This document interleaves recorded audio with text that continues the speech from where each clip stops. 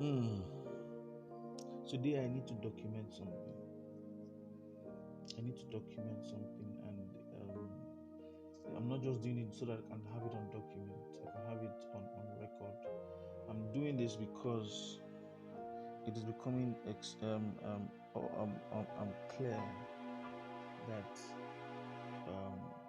the world is sliding into a lot of mental issues. People of the world are being consumed by their minds. Well, I don't know if that's the best, if that is a good expression, or if that is the right expression. But people are dealing with stuff, and a lot of it has to do with the mind. In fact, that was what Jesus came to establish. One of the things he came to establish was that the battle is not in the physical. The battle is not in the issue is not with the action. The issue is with the mind. The action is simply a symptom or a result or a work of the mind. Alright? That's why I think it's in Proverbs where it said that we should guard our hearts, because out of it flows the issues of life. I see a lot. I stay abreast. with the Western civilization. I also stay abreast with the happenings in my home country, Nigeria. And my goodness, people are sliding into mental health, as in mental unrest, mental issues.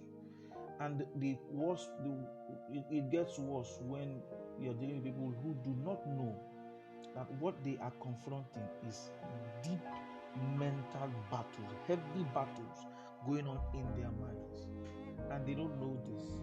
So instead of dealing with it, they celebrate it. Sometimes it's just laziness to confront these issues, so they don't deal with it.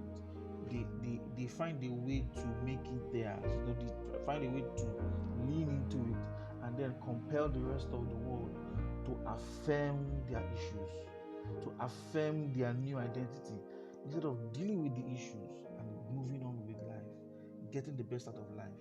They decide to bend to the issue, and then you have people who are living in perpetual depression, living in perpetual anxiety, people who have gender dysphoria, people who have identity issues. They wake up today, they are this person, tomorrow they're giving it nice names like mood swings. We know mood swings. I mean, yeah, it's a mess. And you would think, oh, the word of God has gotten to the urban centers. I mean, Christianity has always been a medium of light. Everywhere Christianity steps into, light goes in there.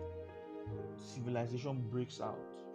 You know, this any place where Christianity goes into, there's prosperity. There's like the river in Ezekiel 47. I think it's Ezekiel 47.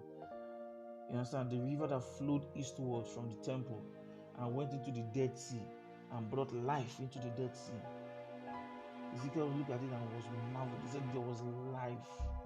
That's what Christianity does. Wherever Christianity, whether it goes into there on the wings of colonialism, it goes into there based on as a result of war. The issue is wherever Christianity steps in, there is always light. It's always characterized with light. And you would think all these cities where Christianity has stepped in, that they don't need much work. Now all we need to go to in the interior places and go and preach the gospel, because they've not heard the gospel. And then it hits you when you begin to see videos of people on YouTube and TikTok and all the platforms, and you see what people are spewing. You see the vile in people, and you're wondering, have you not received Christ? Has the investment in you by men of old, by women of old, not has it faded away? Has it suffered depreciation to this point that there's nothing else? Oh my goodness! I wish I could play videos. Honestly, I didn't plan to play videos.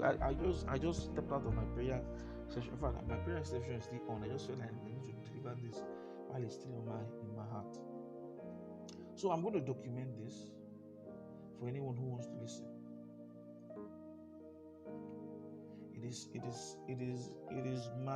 is my perspective on how the mind works. Hopefully, at the end of this, you will understand how to take charge of your mind, how to lock and unlock your mind. The mind is a beautiful thing. Oh my goodness! If I go into, I'm a musician. I'm also a researcher. One of the things I've understood about the mind is that it is powerful, yet it is susceptible. It is powerful in itself, yet you can be hacked. It can be hacked. Oh my goodness, the mind can be hacked. Yes, the mind is such a powerful tool that even things you do not actively get involved in can change if your mind changes. That you need to. Do you realize that you are in such control of your world, and even when you do not engage your world physically, even when you do not engage your world with your physical hand and legs, and your mind has a way of shifting your world to fit your desires. The mind is powerful, yet the mind is susceptible. It is permeable. It can be hacked. It can be hacked. And I don't want to go into all that because we have found a way to hack it with creativity, with music, especially with music. It is for this reason that advertisers use music a lot, even when they don't need to.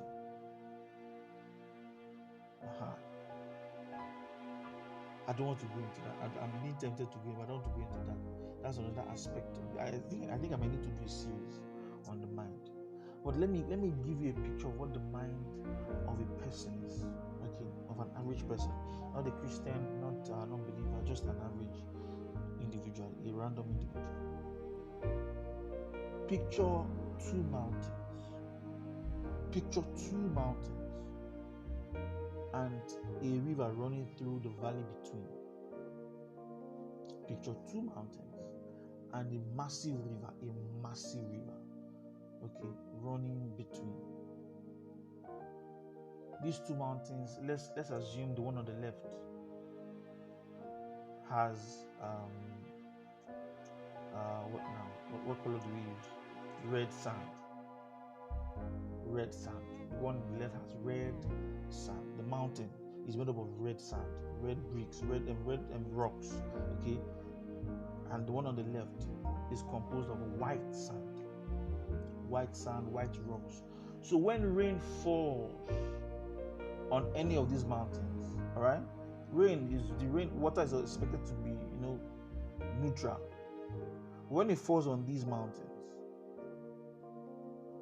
what happens? The rain takes the sand with it, and they flow into the water. So in that water, you will realize that there is, and if you understand anything about water bodies, you realize that they don't necessarily mix in the way that we expect them to do. You would think that when water from one place meets water from another place, they will just mix immediately. No, they take a while. They come in contact, they flow down, and after some miles, they start mixing. And the color of water you see, when you say, oh, this water is black, or this water is red, or this water is white, what you are seeing is the substance of the water, the sand within the water. All right, the sand at the base. Those are the things that color the water.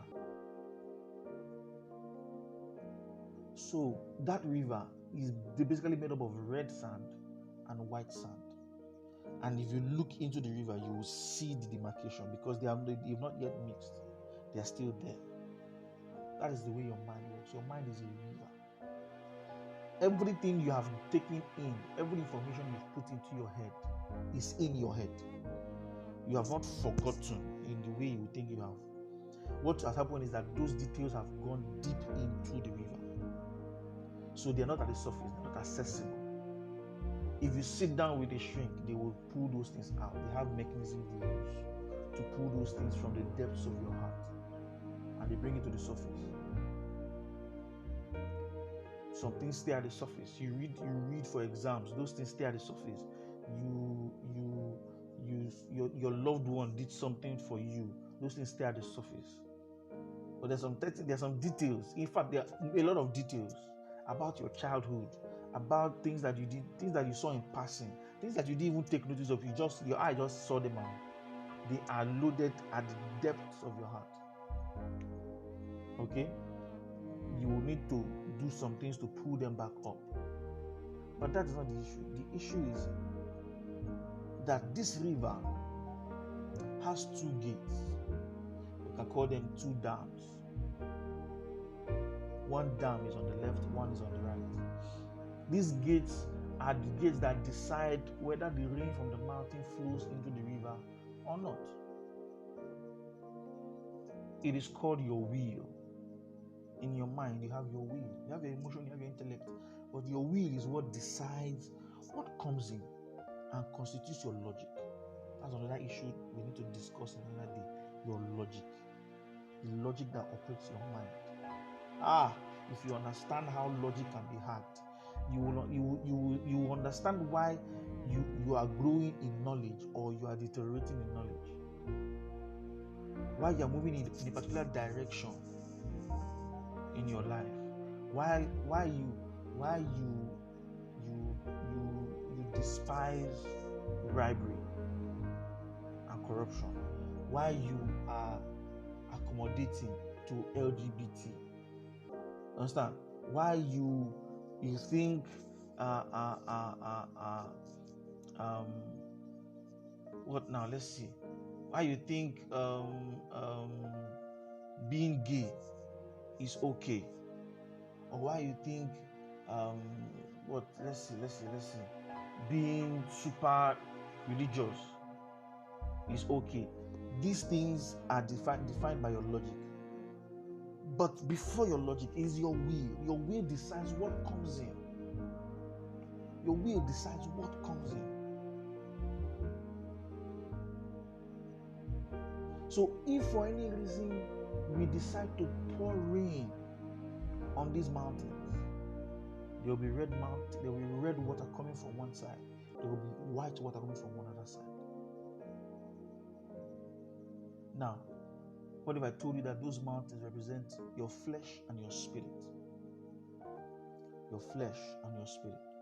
Your carnal and your divine. The carnal man is fixed. We can't do anything about it. The flesh, that's your senses, your desire for the mundane things, for the things of the world. That is your flesh. Your senses, your sense organs, those things that keep you grounded on the earth. Then there's your spirit, which you have as a human being. Now, because you are separated from God as an unbeliever, if you are an unbeliever, that spirit man is considered to be dead because it's separated from God. That is what basically death means in the Bible. Spiritual death is separation from your source. But the moment you are connected back, what you have is the Spirit of God. The Spirit of God has fused himself with you. So you have one spirit. It forms the mountain on your right, the one with white sand. Ladies and gentlemen, if you keep releasing rain on these mountains and you keep opening the gates, allowing these things to fall into the river of your mind, you will constantly have conflict, because the truth is light and darkness cannot stay in a place. It is not possible. It is physically impossible for light and darkness to exist in a space. One has to prevail. And the truth is, darkness is the default. If you go through scriptures, which I usually don't like going through when I talk like this, because I don't want you to lose track of what I'm saying. This is not a Bible study for theologians. I'm speaking deep things, hoping that without even getting accuracy on scriptures, on documents, that you will see what I'm saying. It will be clear in your heart. But if you go through scriptures at the beginning of the document we call scriptures, we see that darkness was upon the face of the deep. When God was getting involved with the earth, the first thing he met was darkness. When the Spirit of God was hovering above the waters, the first thing he encountered was darkness. Darkness is the default upon the earth. It is light that we have to proactively engage. We have to proactively, or at least actively, bring in light. So he had to say, light be. In other words, you can't blame darkness for existing. You can't blame your mind for having evil thoughts. It is your default setting. You can't blame your mind for thinking evil things. You can't blame your mind for thinking wrong things. You can't blame your mind for desiring evil. This is why vices will always sell. Evil will always sell. If one person is selling soft drinks, soda water, soft drinks, fruit drinks, and all that, and another person just by the side is selling alcoholic drinks, you and I know that the guy selling alcoholic drinks will sell triple of what the guy selling soft drinks will sell, because vices will always sell. This is why the pornographic industry is a trillions of dollars industry. Hollywood does not know. Hollywood is joking. When it comes to the money those guys are making in pornography, oh my goodness, it will always sell. Evil will always sell. Vice is one, because that is the default setting. Darkness is the default setting. You need to proactively go and look for light. Go and get light and put in your heart. If you do not say light be, if you do not engage light, there will continually be darkness. And you will not blame anybody, because even God himself had to enforce light. So if God knew that he had to make a deliberate strategic move against darkness to change the situation, then why would we just assume that we are just wonderful people and everything is just wonderful and everything we do is wonderful? It's not possible. We must engage light. So it pisses me off when I see people tell me, I don't like the songs that they are singing. They don't have good gospel songs. The gospels are not interesting. Christian movies are not interesting. Christian shows. What is wrong with you? If you do not know, ask questions. You can't be a Christian. 80% of the songs on your phone are vile songs. You are constantly feeding yourself with poison. And you are complaining that there are no Christian songs. Are you a joker? Go out there and look for light. There is light out there. How are the people, the pastors and the teachers? You think pastors don't listen to music? You think Christians don't? Or the Christians that you see that tell you that they hear from God, you think they don't listen to music? Do you really think that God will be speaking to someone who is constantly loaded with vile music? There's something they listen to. Oh, but all their songs are always slow. They don't have any jumpy, any active song, any song that can raise people's mood. You are a liar. Go out and look for light. Look for light. There's light out there. You have insisted that you will still sit with darkness. There are artists that do great music. I was at the gym the other day, and I don't know, the guy made the mistake of telling me, "Oh, do you have an Android phone?" I said, "Yes." He said, "Can you play music?" Apparently, the people at the gym all had iPhones. So maybe someone didn't come with their phone. I was the only one with an Android phone, and the jack okay, that they were using for apparently iPhones now don't have ports for audio jacks. So I put it. I just laughed in my mind. I was like, you guys don't know what they're ready. I put in my workout playlist. Oh my goodness. They couldn't say anything. Back to back heavy jam. Heavy as in hip hop and rock. As oh my goodness. And they were solid songs. They were solid songs.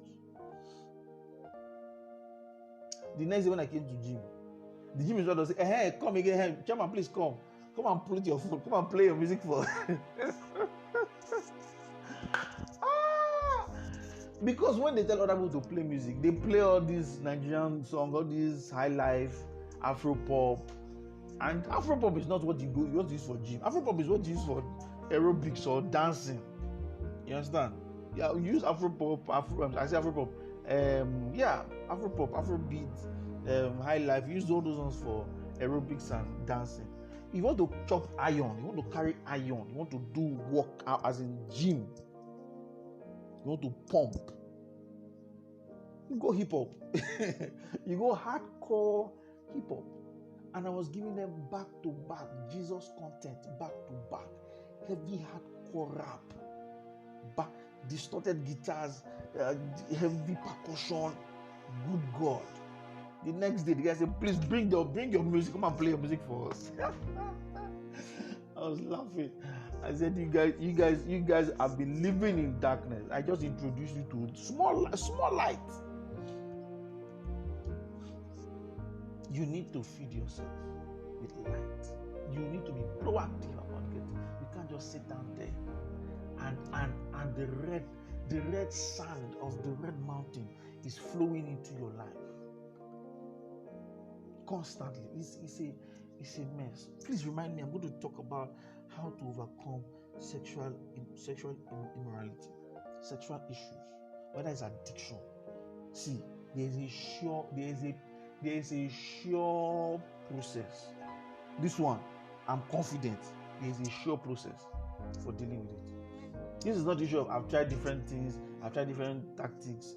There is a sure process, and I would like to just and it has to do with the mind. It will click when I deliver it. It will click in your head. That thing that has kept you in addiction, it will click.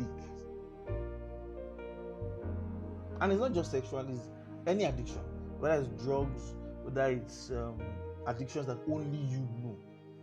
You are the only one that knows these addictions. You have an issue with maybe you have issues with food intake. You take food and you vomit them. You whatever it is. You take certain drugs. You gamble. You understand? You know, there's some addictions that directly affect people. There's people around you. You understand? They affect people around you. Okay, so people know. But there's some addictions that you're the only one that knows.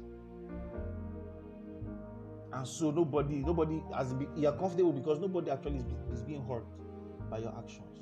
It's a lie. Someone will suffer for it. If someone is suffering for it now, it's just that you don't know. You're not seeing beyond your nose. You're not seeing beyond you. If God shows you the big picture of your current situation and your future situation, you realize how many people have been affected by addiction. Your addiction. Yeah, because you are addicted to sex or addicted to or you're addicted to fornication, which personally I think that is the addiction that people call masturbation, is fornication. It's just that you are engaging in it on your own, and you just think nobody knows and nobody sees, and you're not hurting anybody. It's not like gambling where you're using your family money to gamble and or you're stealing money to take drugs. No, this one is you're just killing yourself slowly and silently. If you see the big picture, you will realize that you are damaging things. You have been damaging things, and you will damage things. But how do you get? Is the mind, the mind, that river between those mountains. So the question now is, okay, how do we ensure that our river is white and not red? How do we ensure that that river that is flowing underneath, that should we even call it a lake? When we call it a lake, how do we ensure that there's I'll call it a river, because we can push things out of it. We can cause evil to flow away from it, because at the end of the day, it is that river that flows into people's lives. It is the truth.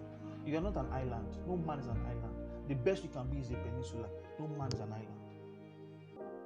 And it is from the overflow of that river that we give life to things around us. I promise you, the red river would only bring death, will bring wickedness, strife, hatred, bitterness, and it will flow to people. It will flow out to people's lives. But the white river, trust me, it will bring life. Remember Ezekiel 47, when the river was flowing from the temple, and Ezekiel said he could see trees growing by the banks of the river. He could see life. Fishes were popping out into the waters. And this is the Dead Sea. If you research the Dead Sea is literally a Dead Sea. Nothing grows in it. It's a lake. The sea is just a massive lake. It is the deepest part of the world. The Dead Sea, the basin of the Dead Sea, is considered to be the deepest point in the world. It's the deepest point. It's the lowest point in the world. So water goes in there, does not go out. That's the problem with the Dead Sea. Water goes in but does not flow out. It is close. It is next to the Sea of Galilee. All right, the Sea of Galilee takes in more. It takes in water, and it pushes it out in multiple ways. That's why it's always fresh. It takes in water, you understand, pushes out. But the Dead Sea only takes in, it does not push out. So when even it just accumulates until it cannot take anymore, and it will just be stagnant there, and nothing lives in it. But the vision he saw, the angel caused the water to flow into the Dead Sea, and because of the freshness of the water, because of the divine nature of the water, it brought life in the Dead Sea. Your river must be the white river. In other words, you must lock the gate. In fact, not only will you lock the gate, because the truth is, in our minds, in as much as we desire God, we ask God to fill us up in our hearts and in our minds. The truth is, there are still fragments of carnal desires. There are fragments, tiny remnants of residual desires in our hearts, in our minds. It's still there, because the truth is, our mind is being transformed. Our spirit is saved. The moment we receive Christ, the Spirit of God came into us and bore witness with us that we are sons of God. Our mind is being saved. We are in the process of salvation. So it will not always be perfect. The mind of a man, at least I know of a man, because I've listened to multiple men. The mind of a man can move from spiritual issues to sexual issues in seconds. As in, oh my goodness. And I know of an MD, a music director, that they will come to church. He and his wife is a praise leader. He is the keyboardist, and he's also the music director. They will hold hands in the back room, in the backstage, or in the green room, and they will pray. They will pray in tongues. They will pray for the power of God to move and everything. And his wife will always say, and after they finish praying, and they want to go out, as if they finish praying, they get ready, they want to now go out and minister. His wife will say he will always slap her on the butt. And he will like, why are you slapping me on the butt? As in, definitely he will slap her on the butt, and she'll be probably the only person that noticed that this guy just slapped. Why are you slapping me in the butt? You know that this you do this to turn me on at home. Why are you doing it to me? The guys, that is the way men think. As in, we could be taking something very spiritually deep, and phew, we have jumped to something else. But it doesn't mean that you do not have Christ. It just means that you are learning to conform only to the will of God, not to the way of the world. So, in as much as you are locking the gates to the red mountain, You must ensure that the rain on the red mountain is minimal. It's minimal. Let there be no rain on the red mountain. The rain, when we talk about the rain, I'm talking about things that stimulate us. The rain represents stimulation, motivation, inspiration. Do not inspire your red mountain, because that is your carnal side. You cannot be carnal and spiritual. They are mutually, they are mutually exclusive. Consider them to be mutually exclusive. The moment you step into your carnal mode, you are trading off spirituality. Something someone said, I think it was a great person. I don't want to mention it because I'm not sure. He said, what will feed your mind, what will feed your spirit will starve your flesh. What will starve your spirit will feed your flesh. Let me say it again. What will feed your spirit will starve your flesh. But what will starve your spirit will feed your flesh. It's a zero-sum game. If it is not, it's like it's binary. It's binary. It's like it's a light switch. If it is not on, it is off. You can't be on and off at the same time. So the moment you are feeding your red mountain, the white mountain is suffering.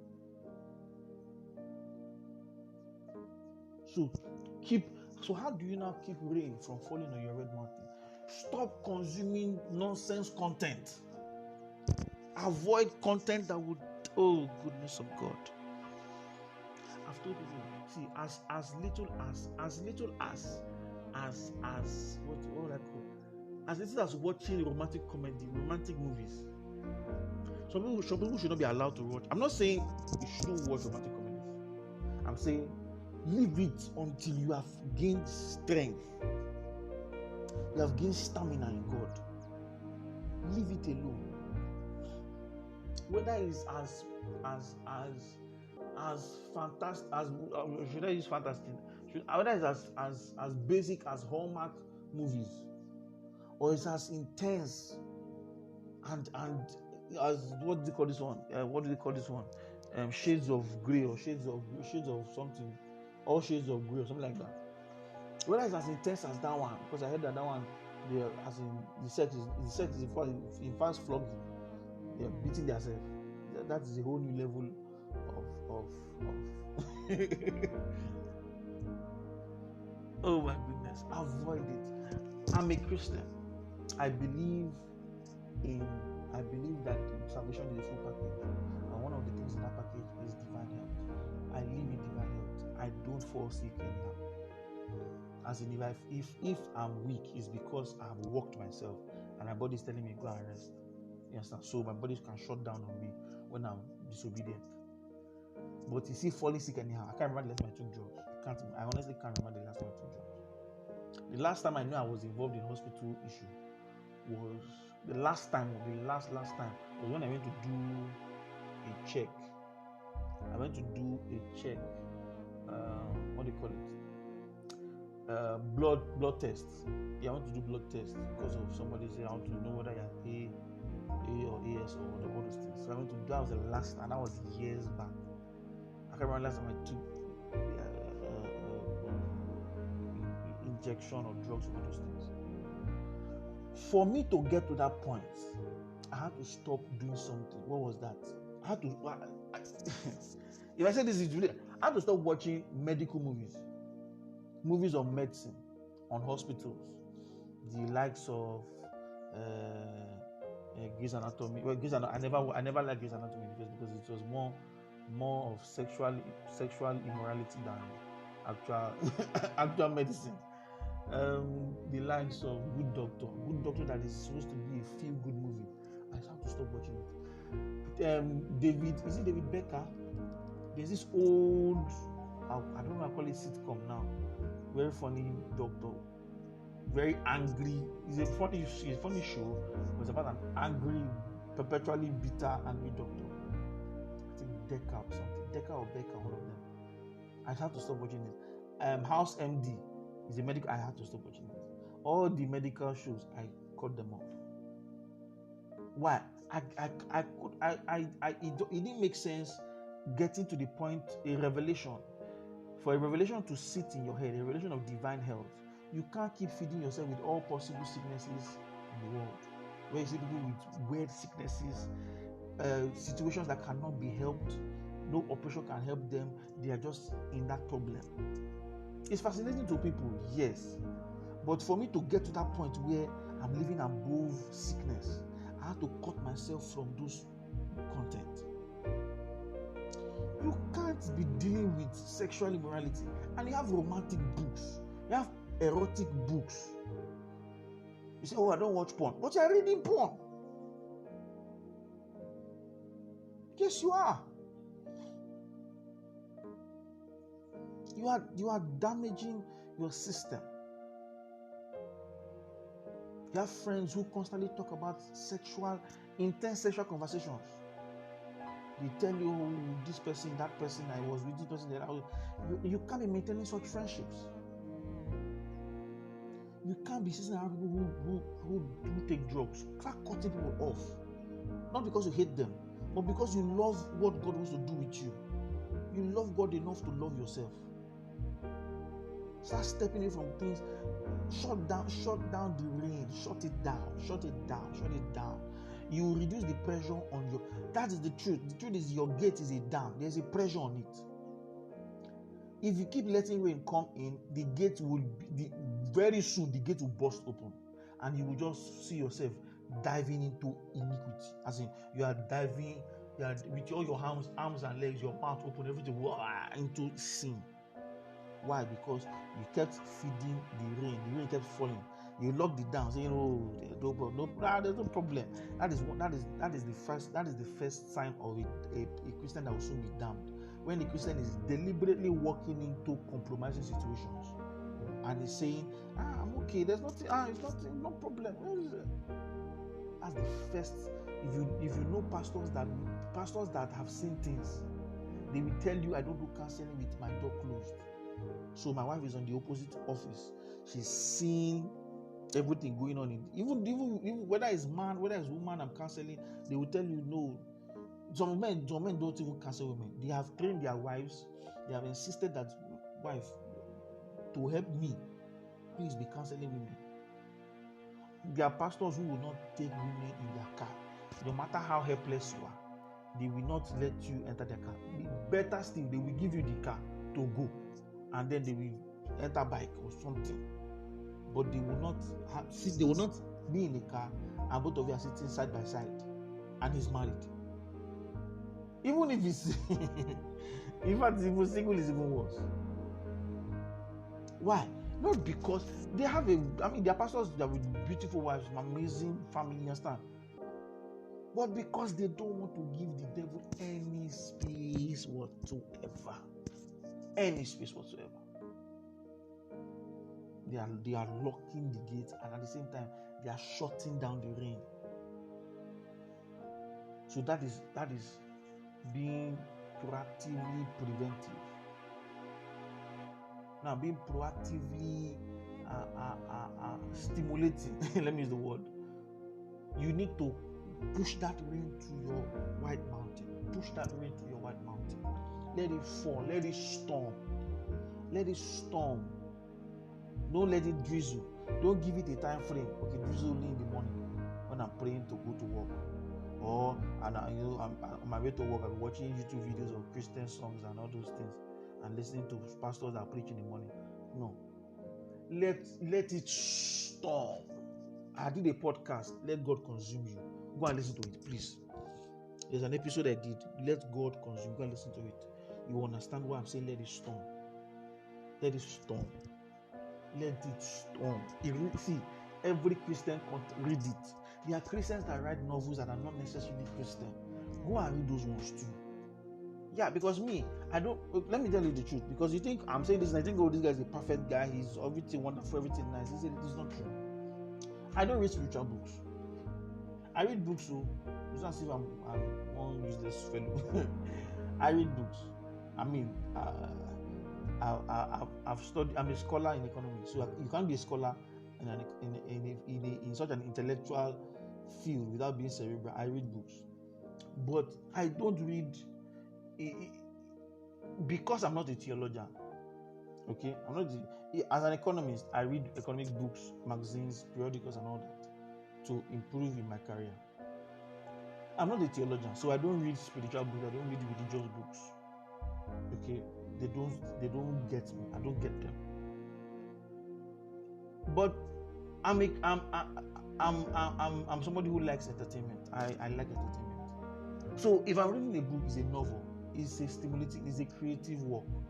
I read John Grisham, I read James Hadley Chase, I read who now? Kellerman, I read what's this guy's name? This guy that wrote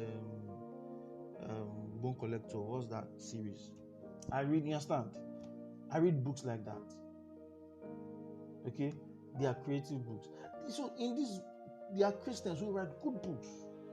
I think I just mentioned, is it Kellerman or what's his name? I keep forgetting this name. I don't understand why.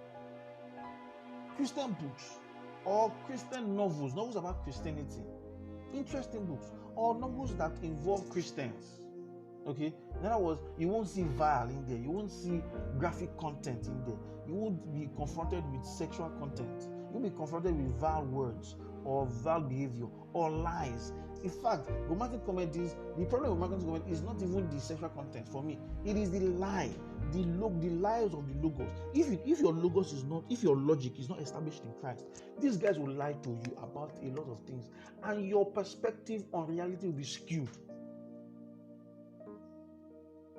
So you watch these movies and you think people fall in love in 5 scenes. Boy meets girl in scene 1. By scene 5, they are in love.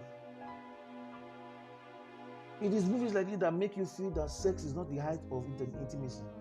Sex should be the height of intimacy. But these guys, they do a movie, people meet and they have sex before they even start talking, before they start getting close, they're already having sex. And you think that is it. They make the encounters look so fantabulous. Fabulous and fantastic. That's fantabulous. And you think that is it. Meanwhile, those who are married and they will tell you sex is not that wonderful. No. It's wonderful, yes. But all these tearing clothes and scattering things on the table, and that's not this to do it. But you have what they lie to you, that it's okay, that there's nothing, there is Constantly feed your mountain. The white mountain should constantly have rain on it. Listen to good music. Stop listening to nonsense. Stop it. Stop it. Don't let people influence you into. I was with a friend of mine. He's an unbeliever. He likes nonsense music. He hates it when we are together, because I will change it to good music. And for me, good music, there's good music and there's spiritual music. Good music is basic. Timi Dakulu is good music. Asha is good music. You don't need to be doing your to be good music. Good music that will somehow make you a better human being. Not song. You are singing a song and it's basically singing on how somebody should go down on you. Wow! How is that the music? How is that something that you should be putting in your head? I was in the car the other day with my in-law and his children, and it was an Uber ride, and the Uber the song was playing. What was it playing? I like woman. No, me I know the word. As in, I know the hear word. I like woman. I don't hear. I'm stubborn. I like woman. I'm stubborn. And it was on repeat, as in like repeat. At the point, my sister said, "Please, can we change this song?" And my children are in the car. Even my children are not in the car. I am in the car. What kind of nonsense prophecy is this? Prophesying to my life that I like woman. I know the hear word. And this music people listen to. My friend, we were in an Uber ride, me and my friend. When I told you he's an unbeliever, and we were going somewhere, and he was constantly playing those. I'm like, this is 8 a.m. in the morning. Come on! And I told the guy, please change the radio. And my friend was at the back, I was in front, and I was like, no, this is the other guy. This guy won't spoil my music now. I said, change it. I now put my phone on the Bluetooth, and it was playing song. As even the driver was singing the song that was being played. I'm like, this is morning. Clear your mind. How can you be inspired to be productive if what you're hearing is big nonsense music? They are feeding your red mountain. constantly feeding, and you want to excel, you want to grow in the things of God. How? It's not magic now.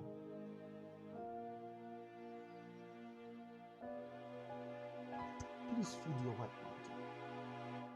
Feed your spirit, man. Alright? The Spirit of God wants to break into your mind. The issue is your mind. Your spirit is perfect. Your white mountain is perfect. Open the gates of your white mountain. Let there be let the floodgates be open. Let the white mountain release itself into your mind. Let the red waters flow out. Let all that is in your river white waters. Let be God, back to back God, wall to wall Jesus. Holy Spirit everywhere. You sneeze, Jesus comes out. You breathe out, Jesus. They puncture you, blood coming out. His blood is blood of Jesus. Everything is in you is God.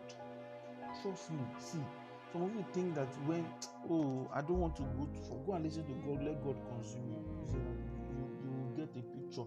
Then when I proceed into other aspects of the mind, or that maybe other episodes where I discuss, you will understand what I'm talking about.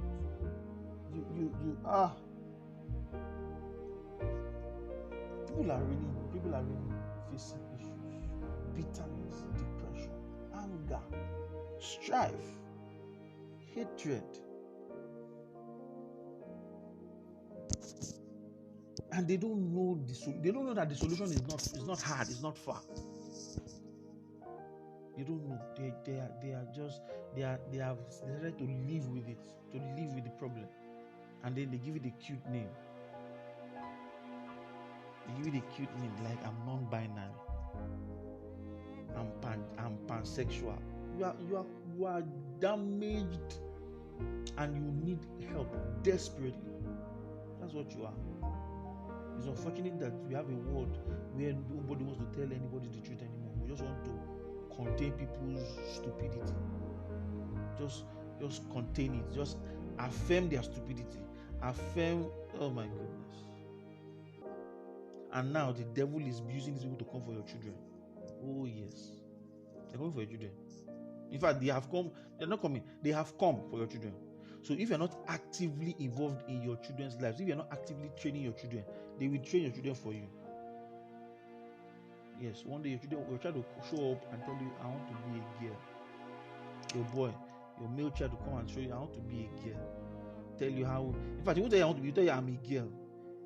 That the one teacher told him one thing, or one somebody told you, or you watched it on YouTube now. I used to think YouTube was safe because of parental lock or whatever.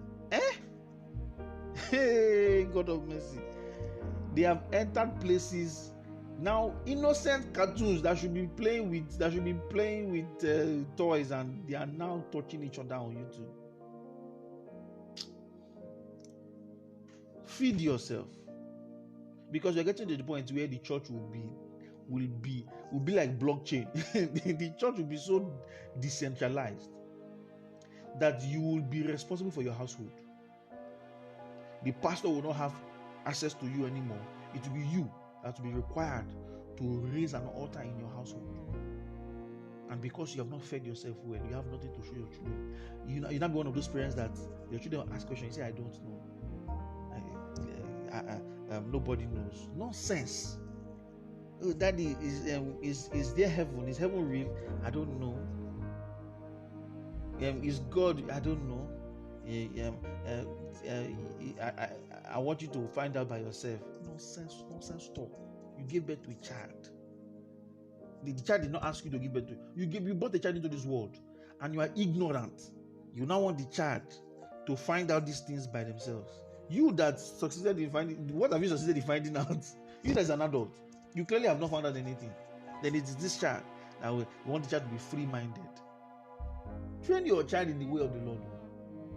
Don't go and say you want your child to be free-minded. It is the free-minded who would have ended up mutilating themselves, castrating themselves in the name of transgender. Please feed yourself. Feed your mountain. The Spirit of God wants to break into your mind.